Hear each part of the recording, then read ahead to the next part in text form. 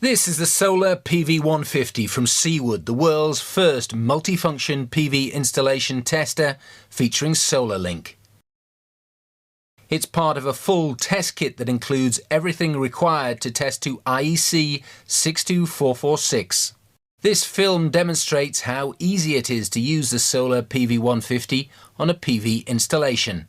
First, pair the Survey 200R and the PV150 units. This allows us to view real-time irradiance readings on the PV150, display and store irradiance and temperature measurements alongside our corresponding electrical test results.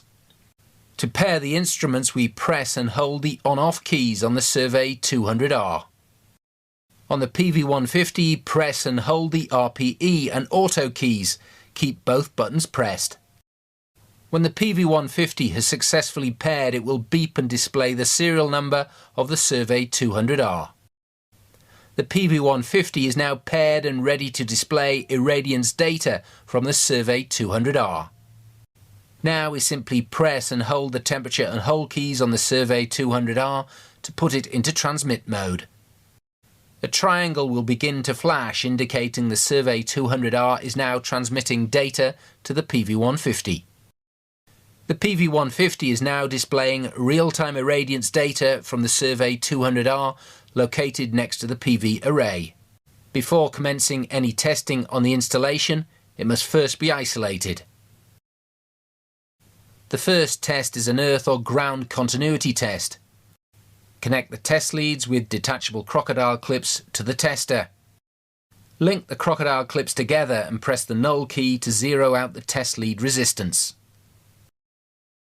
Connect one test lead onto the main earth or ground terminal on the building. Connect the second test lead onto the exposed conductive parts of the array module or framework. Press the RPE key and there's the continuity reading. Next, open circuit voltage, short circuit current and insulation resistance will be measured. Remove the DC output connectors which come from the DC isolator to the inverter. Connect the test adapters to the tester and connect the other end to the array.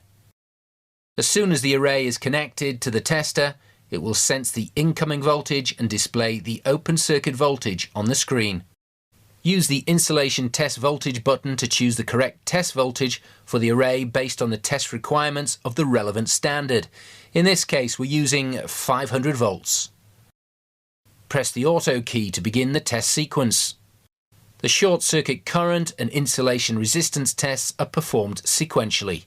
When a measurement appears on screen, the results can be stored by pressing the store key.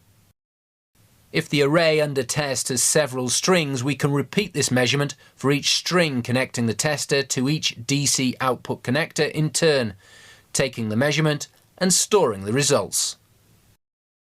Once the test is complete, turn off the DC isolator and remove all the test leads.